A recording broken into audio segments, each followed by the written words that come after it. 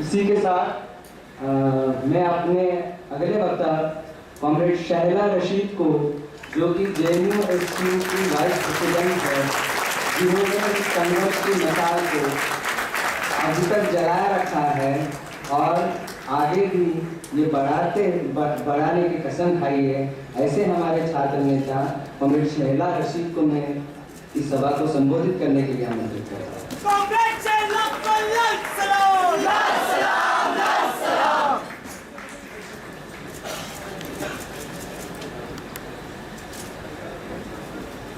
सभी साथियों को सतरंगी सलाम।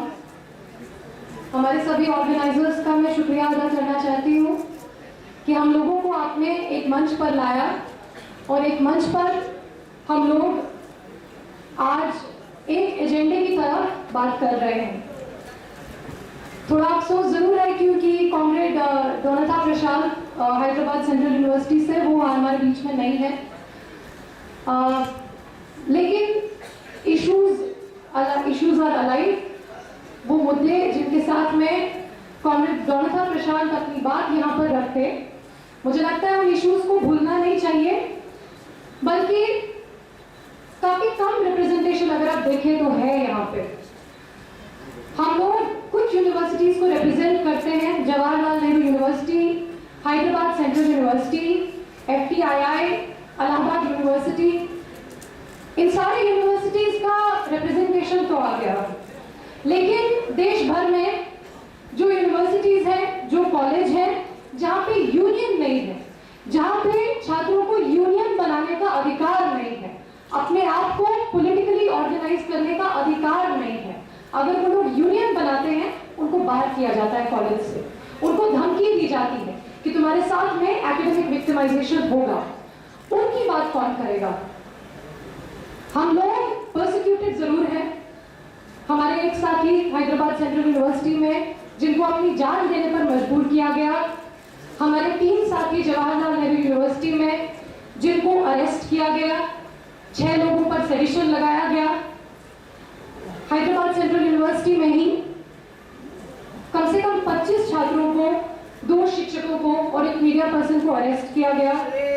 FTII में बार-बार पुलिस ने घुस करके अरेस्ट किए लोगों को, गांजा बेचने के इल्जाम में, माओवादी होने के इल्जाम में बदनाम किया। उन लोगों की बात कौन करेगा? हमें अपने कंसर्न्स में उन सब लोगों की बात करनी पड़ेगी। ये मूवमेंट जिस तरह की शेप लेने का पोटेंशियल रखता है, ये मूवमेंट एक इंडियन स्टूडेंट मूवमेंट बनने की क्षमता रखता है और वहां तक इसको हमको ले जाना पड़ेगा। मैं सबसे पहले आप सब लोगों को कांग्रेचुलेट करना चाहूंगी क्योंकि डॉक्टर संदीप पांडे जो बनारस हिंदू यूनिवर्सिटी में शिक्षक थे और उनको वहां के एडमिनिस्ट्रेशन ने नक्सली बताकर, एंटी नेशनल बताकर उन्हें यूनिवर्सिटी से निकाला। ये जो आजकल का मॉडर्न सिस्टम है जिसमें हम बात करते हैं प्रोफेशनल नॉर्म्स की, हम लोग बात करते हैं स्टैंडर्ड्स की, प्रोसीजर्स की बात करते हैं, एक प्रोसीजर को वायलेट किया जाता है और लोगों को टारगेट किया जाता है। संदीप पांडे जैसे रिनाउंड एकेडमिशियन को, संदीप पांडे जैसे सेंसिटिव एकेडमिशियन को, जो समाज के पिछड़े तबकों की बात करते हैं, जो वर्कर्स की बात करते हैं, उनको बाहर कर दिया जाता है ताकि गजेंद्र चौहान जैसे लोगों की एंट्री की जाए। आज एक न्यूज आई, इलाहाबाद हाईकोर्ट ने डॉक्टर संदीप पांडे का जो टर्मिनेशन ऑर्डर था उसको ओवररूल किया है। ये कहा है कि इलाहाबाद यूनिवर्सिटी ने वेंडेटा के बेसिस पर, बदले की भावना से, आइडियोलॉजिकल ऑपोजिशन की वजह से उनको बाहर कर दिया था और इसलिए उस टर्मिनेशन ऑर्डर को खारिज कर दिया है। ये एक छोटी सी विक्ट्री है, जैसे कई सारी छोटी विक्ट्रीज हुई। पहले कन्हैया को बेल मिली, फिर उमर और अनिरबान को बेल मिली, फिर SAR गिलानी को बेल मिली, फिर प्रोफेसर साई बाबा को बेल मिली। ये छोटी छोटी विक्ट्रीज को हमने हासिल किया, लेकिन अब हमें एक बड़ी लड़ाई की ओर बढ़ना है। मैं चंद बातें कहना चाहूंगी, ज्यादा समय नहीं लेते हुए। आप लोग जानते हैं कि IITs में फीस बढ़ाया गया, यहाँ पर IIT से कोई मौजूद नहीं है। NITs में फीस बढ़ाया गया। NIT national institute of technology सब में 300% का फी हाइक किया जा रहा है, और किस तरह से स्टूडेंट्स को वहां पे पीटा गया हमने देखा।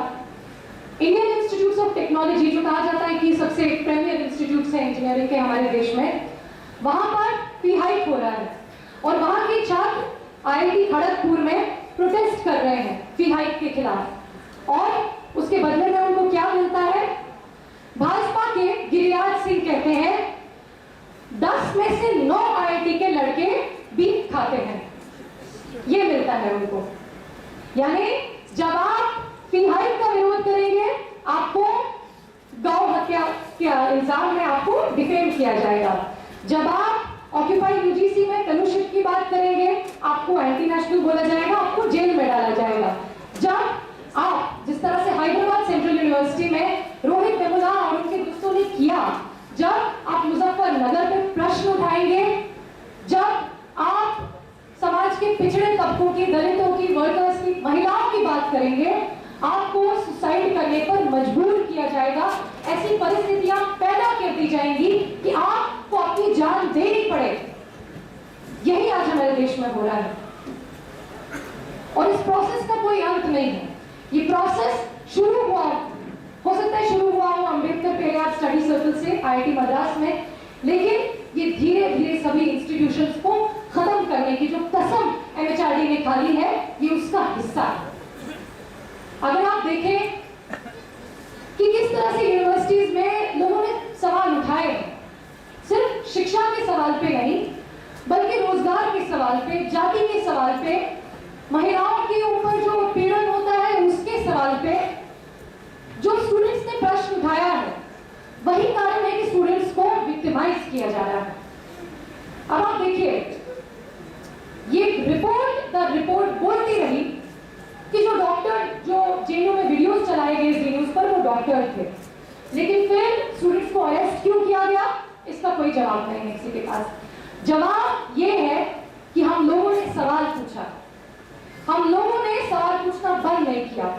उन लोगों ने हमें टेरराइज किया, हमारे ऊपर सेडिशन के केसेस लगाए, हमारे साथियों को जेल में लंबे लंबे समय तक ना सिर्फ बंद रखा, उन पर मीडिया ट्रायल चलाया, उनको आतंकवादी बताया, लेकिन हमने सवाल पूछना बंद नहीं किया। और इसलिए यहां पर खड़े होकर आज हम पूछते हैं कि क्यों मराठवाड़ा में आज सूखा पड़ा है। ये बताने की कोशिश की जाएगी कि ये नेचुरल प्रॉब्लम है, नेचुरल कैलामिटी है। जिस तरह से चेन्नई में जो बाढ़ आई थी, उसको बताया जा रहा था कि नेचुरल डिजास्टर है, ये नेचुरल डिजास्टर नहीं है।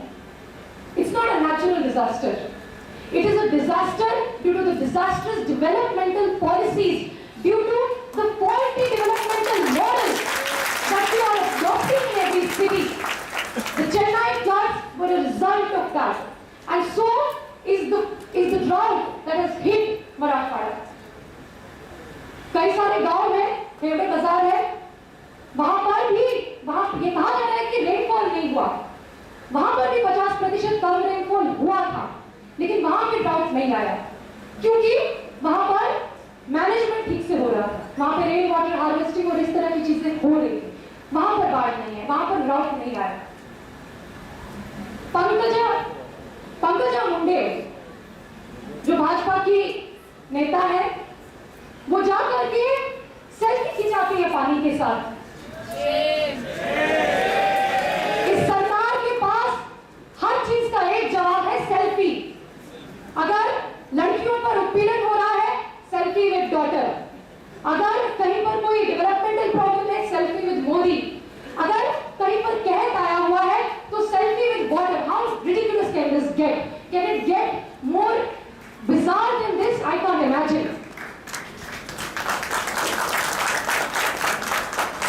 जिस वक्त मराठवाड़ा में पूरा सूखा पड़ा है, देश के अन्य भागों में सूखा पड़ा है, उस वक्त हमारे प्रधानमंत्री जाते हैं, वो अपना वैक्स का स्टैचू बनाते हैं, अपना मोम का पुतला बनवाते हैं मैडम तुसाड्स म्यूजियम में।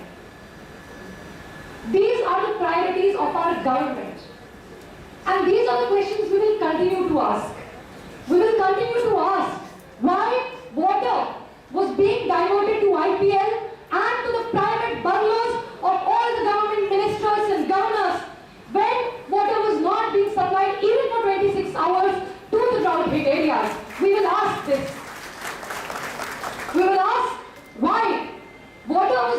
diverted to beer breweries.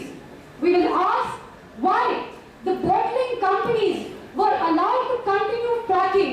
Why were they allowed to continue bottling of water when people are not getting water to drink? And this question was asked by people in California as well. When drought had completely hit California, at that time Nestle was still allowed to do fracking, to bottle water. And people asked this question. The mainstream media will not show this. But people are asking these questions. All over the world right now there is a spontaneous movement of people against these austerity measures which are forced on the people, but not on the corrupt politicians, not on people like Vijay Mallya, not on people whose names have been exposed in the Panama Papers, which no Arnab Goswami and no Zee News is showing. पूरे विश्व में लोग खुद से आंदोलन कर रहे हैं. मैं कुछ उदाहरण देना चाहूंगी. फ्रांस में 1,20,000 लोग, हाई स्कूल स्टूडेंट्स ने शुरुआत की. हाई स्कूल स्टूडेंट्स ने इसकी पहल की. हाई स्कूल स्टूडेंट्स ऑस्टेरिटी के खिलाफ, बजट कट के खिलाफ सड़कों पर उतरे और उसके बाद वहां की आम जनता उतरी. कोई यूनियन नहीं था, कोई संगठन नहीं था, किसी भी ऑर्गेनाइजेशन के बैनर के तले वो लोग नहीं उतरे. आइसलैंड में इसी तरह का जुझारू आंदोलन करके लोगों ने वहां के प्रधानमंत्री को मजबूर कर दिया है रिजाइन करने पर. आइसलैंड के जो प्रधानमंत्री है, he has already stepped down, वो छुट्टी पर चले गए हैं. और यूनाइटेड किंगडम में लोग डेविड कैमरॉन का रेजिग्नेशन मांग रहे हैं क्योंकि पनामा पेपर्स में ये एक्सपोज हुआ कि आइसलैंड के प्रधानमंत्री, यूके के प्रधानमंत्री, उन सब की फैमिलीज का ब्लैक मनी स्विस बैंक्स में और टैक्स हेवंस में बंद है. उनका मनी इलीगली देश से बाहर ले जाया जा रहा है. लेकिन हिंदुस्तान में कोई आवाज नहीं उठ रही है. कई सारे बड़े बड़े नाम सामने आए हैं जिनका पैसा देश के बाहर साइकिल ऑफ किया गया. ये उनका पैसा नहीं है, ये लोगों का पैसा है. इस बात को हमको बोलना पड़ेगा. इस तरह के कॉर्पोरेट स्कैम्स को एक्सपोज करते हुए इस बात को ये बोलना पड़ेगा कि ये लोगों का पैसा है. जिस वक्त जनता का गुस्सा विजय माल्या के खिलाफ होना चाहिए, उस वक्त आपने एक कैरिकेचर बना दिया जिसका एग्जाम्पल आपने कर दिया उमर खालिद के नाम से. पूरे देश भर का गुस्सा उमर खालिद के खिलाफ, विजय माल्या के खिलाफ नहीं. गुजरात में फार्मर्स की रैली पर उमर खालिद का वीडियो दिखाया जाता है, विजय माल्या का नहीं. पनामा पेपर्स पर कोई भी डिस्कशन नहीं है. आप सोचिए कितना बड़ा डेवलपमेंट है. आइसलैंड के प्रधानमंत्री रिजाइन ले चुके हैं, यूके में लोग रेजिग्नेशन मांग रहे हैं. पूरे विश्व में लोग पनामा पेपर्स में जो एलिगेशंस, जो सामने चीजें आई है उस पर करप्ट पॉलिटिशियंस का रेजिग्नेशन मांग रहे हैं, जगह जगह प्रोटेस्ट कर रहे हैं. लेकिन कोई न्यूज नहीं है और हिंदुस्तान में तो कोई डिस्कशन भी नहीं है. आप लोगों ने देखा होगा किस तरह से एम्प्लॉय प्रोविडेंट फंड में इस सरकार ने जो चेंजेस की उसको किसने रोल बैक करवाया. आपके और मेरे संगठन ने नहीं.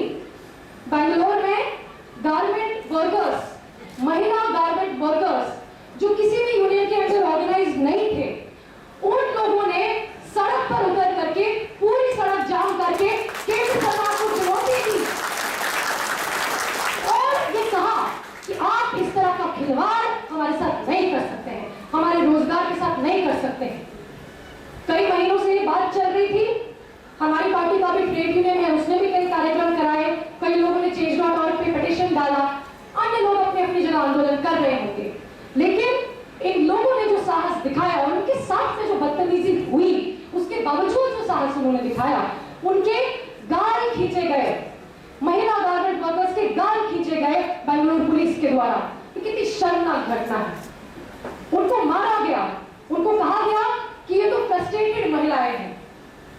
लेकिन इन्हीं लोगों को जिनको आप फ्रस्ट्रेटेड महिलाएं कह रहे हैं, उन्होंने आपकी केंद्र सरकार को इतना फ्रस्ट्रेट कर दिया है कि एक की पॉलिसी डाइल्यूशन जो आप लाना चाहते थे, आपको रोल बैक करना पड़ा.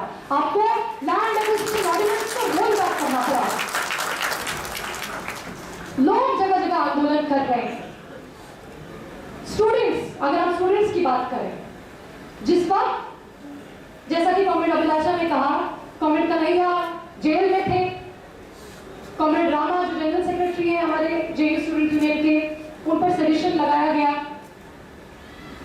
I was myself avoiding arrest for 1 day. For 1 day we remained underground.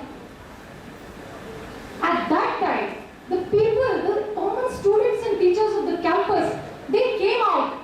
This time, it was not the activists fighting for the students, it was the students fighting for the activists. मैं एक अंतिम बात के तौर पर इसी बात को आगे ले जाते हुए और कंक्लूड करते हुए ये कहना चाहती हूँ कि आज जब हम एक स्टूडेंट यूथ रैली में बोल रहे हैं तो हम लोगों को अंडरस्कोर करना पड़ेगा, अदरवाइज मैं यहाँ पर आकर भाषण देकर चले जाने का कोई मतलब नहीं है।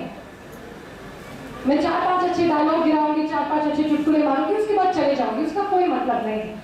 अगर हमें यहाँ से कुछ मीनिंगफुल करना है तो हमें ये करना है कि हम लोगों को जो इस वक्त जनउभार आ रहा है, जो जगह जगह से स्टूडेंट्स खुद हमें बुला रहे हैं, जगह जगह से लेफ्ट अम्बेडकराइट संगठन, एनजीओज, सिविल राइट्स ऑर्गेनाइजेशंस हम लोगों को बुला रहे हैं, हम लोगों को एक कॉमन प्लेटफॉर्म बनाना पड़ेगा, हम लोगों को इस मूवमेंट को, इस जनउभार को स्टीयर करना पड़ेगा।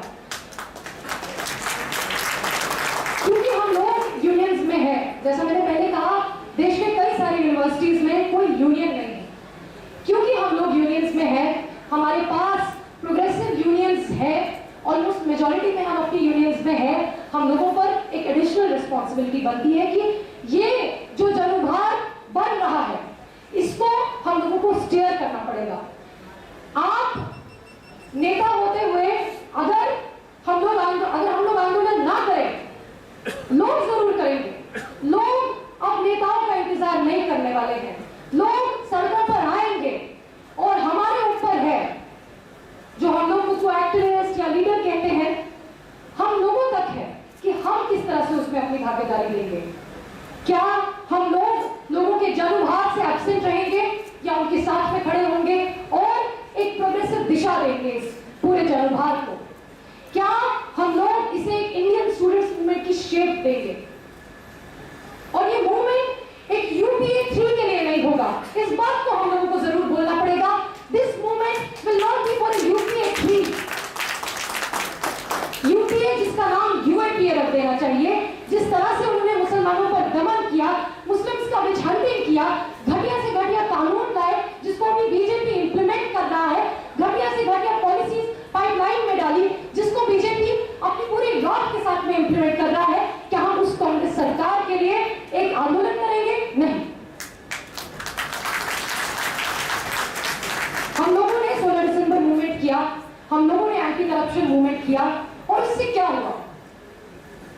उसका पूरा का पूरा फायदा भाजपा की सरकार ले जाती है। भाजपा की सरकार जिसका विमेन पर क्या ट्रैक रिकॉर्ड है ये आपको बताने की जरूरत नहीं है, जिसका करप्शन पर क्या ट्रैक रिकॉर्ड है ये आपको बताने की जरूरत नहीं। व्यापम सिर्फ एक स्कैम नहीं है, व्यापम लाशों का ढेर है, Vyapam is a massacre, it's not just a scam. वो भाजपा की सरकार इस पूरे मूवमेंट का, एंटी करप्शन मूवमेंट का, एंटी रेप मूवमेंट का जो उसका पोटेंशियल है उसको ले जाकर अपनी सरकार बनाती है। आप अगर एक टाइम याद करें जब अन्ना मूवमेंट नहीं हुआ था, उस वक्त कांग्रेस की सरकार के खिलाफ क्या ऑपोजिशन था? कोई ऑपोजिशन नहीं था। भाजपा एक क्रेडिबल ऑपोजिशन के तौर पर उस वक्त नहीं थी। आप लोग याद कीजिए उस वक्त को, 2011-12 के आसपास का टाइम है। BJP was not a plausible opposition in the country, but it was after the Anna movement that they started projecting themselves as the face of merit and development where there will be no corruption. They portrayed themselves like that. This time, the election is far off. There is still, until the BJP government is there till 2019, we have time. We have time to build a unity of students and youth and foreground the student youth issues in the politics of this country. अब लेकिन ये सवाल आता है कि छात्रों का कौन सा सवाल है? क्या छात्रों का सवाल सिर्फ छात्रावास के लिए, फीस के लिए और किताबों के लिए होगा? नहीं। अगर मैं एक छात्र हूं जो ऐसी जगह से आता है जिस जगह पर armed forces special power act है, तो armed forces special power act छात्रों का इशू है। अगर लड़कियां एक ऐसे समाज से आती हैं जहां पर उन्हें घर से कदम रखने में डर लगता है, तो जेंडर इशू छात्रों का इशू है। एक साथी रोहित वेमुला एक ऐसे सिस्टम का शिकार बनते हैं जिसमें कास्ट डिस्क्रिमिनेशन का कोई एंड नहीं है। तो कास्ट डिस्क्रिमिनेशन एक स्टूडेंट इशू है, अनएम्प्लॉयमेंट एक स्टूडेंट इशू है, फी हाइक एक स्टूडेंट इशू है। हम लोगों को इन इश्यूज को फोरग्राउंड करके एक यूनिटी बनानी पड़ेगी। आज आप देखते हैं एनसीपी जाकर के बाल ठाकरे के सामने नमन करती है, उनको ट्रिब्यूट देती है। What is this?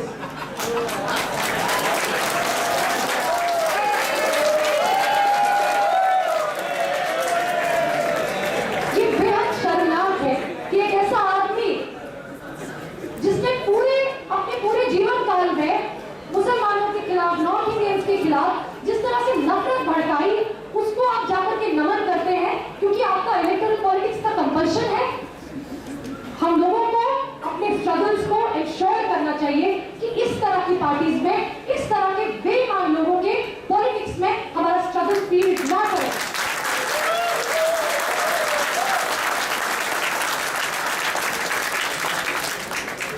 Student youth movement में एक ट्रेमेंडस पोटेंशियल है। कल रात को जब मैं बैठकर अपना असाइनमेंट बना रही थी, मुझे एक कॉल आया, मैंने कॉल आंसर किया। उसमें आरएसएस के एक पूर्व मेंबर कहते हैं कि मैं पहले आरएसएस में था, लेकिन जब से ये पूरा इशू हुआ तब से मैंने आरएसएस छोड़ दिया है। वो साथी उत्तराखंड से थे। उन्होंने मुझसे यही कहा कि मैंने कन्हैया का स्पीच, उमर का स्पीच बैठ करके अपने आरएसएस के साथियों को दिखाया और कहा कि बताओ इसमें क्या एंटी नेशनल है। अगर वो ये साहस कर सकता है लोगों को कन्वर्ट करने का, लोगों को चेंज करने का, तो हम क्यों नहीं कर सकते?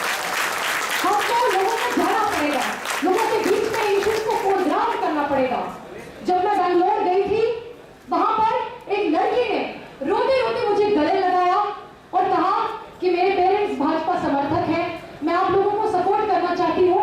कितनी अच्छी बात है कि आप यहाँ पर आए और हमारे सामने अपनी अपनी बात रखी। मैं सोच रही थी कि मैं कैसे सपोर्ट करूं, मुझे समझ नहीं आ रहा था। And she cried.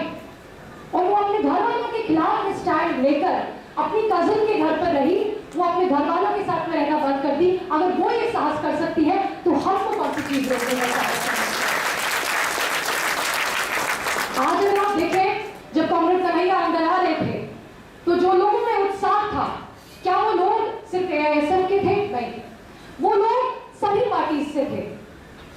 आज ये यूनिटी पार्टी से बहुत आगे बढ़ चुकी है। जो ग्राउंड पे कैडर्स हैं वो हम लोगों को एक साथ में सपोर्ट कर रहे हैं। This is beyond votes, this is beyond parties. The cadres on the ground, the people, the supporters of left movement, the supporters of Ambedkar movement have gone far beyond the party lines. It is up to us, it is up to us leaders to decide whether we will stand with that unity, whether we will respect that unity or not. लोग साथ में मिलकर आंदोलन कर रहे हैं और वो करेंगे। हम लोगों को तय करना पड़ेगा कि हम उनके साथ में खड़े हैं या इनके साथ में खड़े हैं। क्या हम देश की 90% जनता के साथ खड़े हैं या 10% जनता के साथ खड़े हैं? हम लोगों को तय करना पड़ेगा कि क्या हम सत्ता वर्ग के साथ में खड़े हैं या उन लोगों के साथ में खड़े हैं जिन तक सत्ता की दूर दूर तक उन तक महक भी नहीं आती। क्या हम उन लोगों के साथ में खड़े हैं? हम लोगों को इस आंदोलन को आगे ले जाना पड़ेगा, जगह जगह कैंपेन करना पड़ेगा, जगह जगह जाकर लोगों तक ये बात पहुंचानी पड़ेगी कि जेएनयू का सच क्या है, हैदराबाद का सच क्या है और इस मोदी सरकार का सच क्या है। आगे क्या प्लेटफॉर्म बनता है 2019 के इलेक्शन में, क्या होता है हम नहीं जानते। हो सकता है तब तक आम आदमी पार्टी जैसी कोई नई पार्टी बन जाए। We don't know, we can not predict. Aam Aadmi party के बनने से 1 साल पहले किसी ने प्रेडिक्ट नहीं किया था कि वो एक पार्टी की शक्ल लेगी। चुनाव में क्या होगा हम लोग नहीं जानते। लेकिन आज सवाल ये है कि क्या हम इस देश की पॉलिटिक्स को इतना इन्फ्लुएंस कर सकते हैं कि चुनाव में क्या प्रश्न उठेंगे कि हम लोग डिटरमिन करेंगे, ये स्टूडेंट यूथ डिटरमिन करेगा, ये आरएसएस डिटरमिन नहीं करेगा, ये शिवसेना डिटरमिन नहीं करेगी कि क्या लव जिहाद का इशू और घर वापसी के इशू पर इलेक्शन होगा या बेरोजगारी, शिक्षा नीति, कास्ट डिस्क्रिमिनेशन और जेंडर डिस्क्रिमिनेशन पर इलेक्शन होगा। ये हम लोगों को तय करना पड़ेगा। मैं ये सवाल आप लोगों पर छोड़ती हूं और जिस तरह से मैंने कहा कि हर चीज का जवाब जनता ने दिया है, मैं आप लोगों तक छोड़ती हूं कि क्या ये आंदोलन यूपीए 3 के बनने के लिए